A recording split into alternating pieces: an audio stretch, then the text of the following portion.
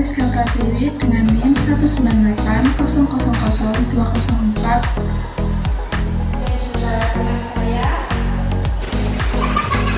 Nama saya Nurani Fabri Didisna dengan NIM 198000128 dari PJSD 2019. Di sini kami akan menjelaskan tentang strategi penulisan dan pertimbangan teknis. Semoga ini dapat memberi penjelasan bagi kalian semua. Selamat menyaksikan. Permasalahan dalam penulisan proposal. Adapun permasalahan dalam penulisan proposal yang pertama yaitu keterbacaan naskah. The Publication Manual of the American Psychological Association atau IPA 2010 membahas penyajian yang teratur dengan menunjukkan hubungan antar ide dan melalui penggunaan kata transisi. Selain itu, penting untuk menggunakan istilah yang konsisten, pementasan dan bayangan ide, dan koherensi yang dibangun ke dalam rencana. Yang pertama, gunakan istilah yang konsisten di seluruh proposal. Gunakan istilah yang sama untuk setiap variabel dalam penelitian kuantitatif dan fenomena sentral yang sama dalam penelitian kualitatif. Jangan menggunakan sinonim untuk istilah-istilah. Yang kedua, pertimbangkan bagaimana pemikiran naratif dari berbagai jenis memandu pembaca. Tarsis 1982 mengemukakan ide penulis harus mengingat tujuan pemikiran naratif yang berbeda ukuran dan tujuan untuk tanda teks. Dia mengatakan ada 4 jenis, yaitu pikiran payung, pikiran besar dalam tulisan, pikiran kecil, dan pikiran perhatian atau minat.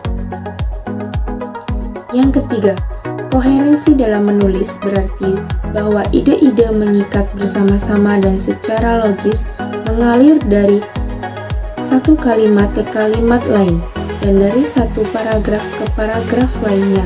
Misalnya, pengulangan nama variabel yang sama dalam judul, pernyataan tujuan, pertanyaan penelitian, dan tinjauan judul literatur dalam proyek kuantitatif menggambarkan pemikiran ini. Penting bagi pembaca untuk menemukan koherensi dalam proposal yang dimulai dengan halaman pertama dengan cara diberi tanda karena ide kunci dari satu kalimat harus terhubung ke ide kunci dalam kalimat berikutnya. Mereka perlu menandai hubungan ini dalam bagian tersebut. Jika kalimat tidak nyambung, maka kata transisi tidak ada, sehingga perlu disisipkan. Permasalahan yang kedua dan harus diperhatikan yaitu penggunaan suara dan kalimat. Beberapa masalah tata bahasa umum yang telah kami lihat dalam proposal. Gagasan tambahan berikut tentang suara aktif, kata kerja menegangkan, serta dapat memperkuat dan menyegarkan penulisan ilmiah untuk proposal, disertasi, dan tesis.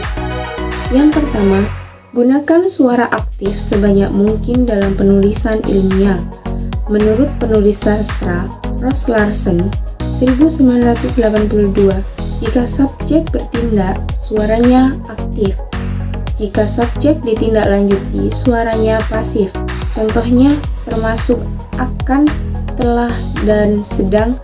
Penulis dapat menggunakan konstruksi pasif ketika orang yang bertindak secara logis dapat dikeluarkan dari kalimat dan ketika. Yang kedua, gunakan kata kerja aktif yang kuat, sedangkan kata kerja malas adalah kata kerja yang tidak memiliki tindakan. Dan yang ketiga, perhatikan baik-baik kata kerja yang digunakan. Ada praktik menggunakan bentuk lampau untuk meninjau literatur dan melaporkan hasil studi masa lalu. Bentuk lampau mewakili bentuk yang umum digunakan dalam penelitian kuantitatif, sedangkan bentuk masa depan dengan tepat menunjukkan bahwa penelitian akan dilakukan di masa depan. Penggunaan kata kerja utama untuk proposal. Gunakan present tense untuk menambah semangat penelitian, terutama dalam pendahuluan, karena bentuk tes ini sering muncul dalam penelitian kualitatif. Baik, selanjutnya kami akan menjelaskan tentang bentuk penanganan masalah pada etik. Selain dalam mengkonseptualisasikan proses penulisan proposal, para peneliti perlu mengantisipasi masalah-masalah etika yang mungkin akan timbul selama studi mereka. Peneliti melibatkan pengumpulan data dari orang ataupun tentang orang. Menulis tentang masalah etika yang diantisipasi ini diperlukan dalam membuat argumen untuk penelitian, serta menjadikan topik penting dalam format proposal. Peneliti perlu melindungi peserta penelitian mereka, mengembangkan kepercayaan dengan mereka, mempromosikan integritas penelitian, serta waspada terhadap kesalahan dan ketidakwajaran yang mungkin tercermin pada organisasi atau lembaga mereka, serta dalam mengatasi masalah baru yang menantang. Pertimbangan etis yang perlu diantisipasi sangat luas dan tercermin melalui proses-proses penelitian. Isu-isu ini berlaku untuk penelitian kualitatif, kuantitatif, maupun campuran, dan untuk semua tahap penelitian. Seperti yang telah dikatakan, perlu diarahkan pada masalah etika, yaitu antara lain sebelum memulai studi, mengumpulkan data, menganalisis data, dan melaporkan, berbagi, dan pada saat penyimpanan data. Baik, di sini saya akan melanjutkan materi dari rekan saya, Saudari Nur Arifah. Sebelum memulai studi, kita harus mempertimbangkan beberapa hal, yaitu diantaranya mempertimbangkan kode etik, melamar ke dalam peninjau institusional, mendapatkan izin yang diperlukan, memilih situs tanpa kepentingan pribadi untuk situs tersebut, dan menegosiasikan kepenegaraan untuk publikasi studi tersebut. Saat kita sudah mulai studi, kita harus mengidentifikasikan masalah penelitian yang bermanfaat, mengungkapkan tujuan penelitian, jangan menekan peserta untuk mendatangi formulir bertujuan, menghormati norma dan piagam budaya. Rekan-rekan, saat kita sedang mengumpulkan data, kita harus menghormati situs yang kita gunakan untuk menyalin data tersebut agar tidak mengganggu. Yang kedua, kita harus memastikan bahwa semua peserta didik menerima manfaat dalam studi eksperimental penelitian yang kita lakukan, sehingga peserta didik dapat menerima manfaat apa yang kita lakukan dalam studi tersebut. Yang ketiga, hormati potensi ketidakseimbangan kekuatan, serta kita harus menghindari eksploitasi peserta didik.